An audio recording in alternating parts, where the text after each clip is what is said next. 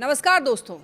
आज हम अंतर्राष्ट्रीय राजनीति और एक बहुत ही बड़े मानवीय संकट के बारे में बात करने जा रहे हैं जिसने दुनिया का ध्यान अपनी ओर खींचा है। अमेरिकी राष्ट्रपति डोनाल्ड ट्रंप की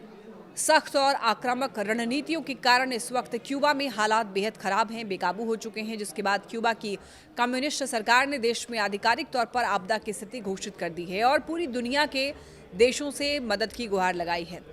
इस सिलसिले में क्यूबा के विदेश मंत्री ब्रूनो रोड्रिग्स पेरिलो ने मंगलवार को संयुक्त राष्ट्र सुरक्षा परिषद यानी कि यूएनएससी के मंच से अंतर्राष्ट्रीय समुदाय से अपने देश के लिए तत्काल मानवीय और आर्थिक मदद मांगी है और दुनिया भर के देशों से क्यूबा के साथ अटूट एकजुटता दिखाने की अपील की है। विदेश मंत्री रोड्रिग्स ने वैश्विक मंच से बेहद ही भावुक और गंभीर शब्दों में यह कहा कि वो अंतर्राष्ट्रीय समुदाय से अपील करते हैं कि वो सब एकजुट होकर के उस भयानक मानवीय संकट को रोकें जो हथियारों या ईंधन की क्रूर नाकेबंदी के जरिए क्यूबा के मासूम नागरिकों पर जबरन थोपा जा सकता है। उन्होंने ये साफ कहा कि अब दुनिया के पास सोचने का वक्त नहीं है, बल्कि ये क्यूबा के साथ खड़े होने का असली समय है। दरअसल ये पूरा संकट अमेरिकी राष्ट्रपति डोनाल्ड ट्रंप की उस ऊर्जा घेराबंदी का नतीजा है जिसने क्यूबा की कमर तोड़कर रख दी है, क्योंकि ट्रंप ने अब खुले तौर पर क्यूबा पर कब्जा करने या फिर वहां की सरकार को खाड़ फेंकने की बातें कहना शुरू कर दिया है। ट्रंप का ये रुख तब और ज्यादा आक्रामक हो गया जब उन्होंने वेनेजुएला में निकोलस मादुरो को सत्ता से बेदखल करने की कोशिशों के बाद में खुलकर ऐलान किया कि अब हवाना यानी क्यूबा उनके लिस्ट में अगला निशाना हो सकता है। आपको ये भी बता दें कि अमेरिकी प्रतिबंधों के चलते क्यूबा पहले ही दशकों से गंभीर आर्थिक संकट का सामना कर रहा था, जहां भोजन, बुनियादी दवाओं और रोजमर्रा की जरूरी चीजों की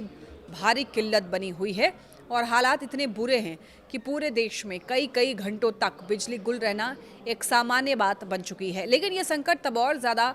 गहरा गया है जब ट्रंप प्रशासन ने वेनेजुएला से क्यूबा को होने वाली तेल की आपूर्ति यानी ऑयल सप्लाई को पूरी तरीके से ब्लॉक कर दिया है। दरअसल पिछले कई दशकों से वेनेजुएला ही क्यूबा का सबसे बड़ा और प्रमुख तेल सप्लायर रहा है और इस सप्लाई के रुकने से क्यूबा में पूरी तरह से ब्लैकआउट और ऊर्जा का हाहाकार मच गया है। तनाव को और ज़्यादा हवा देते हुए ट्रंप प्रशासन ने पिछले सप्ताह एक और बहुत बड़ा और सख्त कदम उठाया जब उन्होंने साल 1996 में 2 छोटे अमेरिकी विमानों को मार गिराने के पुराने मामलों को फिर से उखाड़ दिया और इस घटना में 4 लोगों की मौत का आरोप क्यूबा के दिग्गज और लंबे समय तक नेता रहे राउल कास्त्रो के खिलाफ तय कर दिया। अमेरिका द्वारा कास्त्रो पर सीधे आरोप तय किए जाने के बाद से ही पूरी दुनिया के राजनीतिक विश्लेषकों के बीच में ये आशंका और डर है कि अमेरिका अब सिर्फ प्रतिबंधों तक ही सीमित नहीं रहेगा, बल्कि वो हवाना में कम्युनिस्ट सरकार को पूरी तरह से उखाड़ फेंकने के लिए किसी भी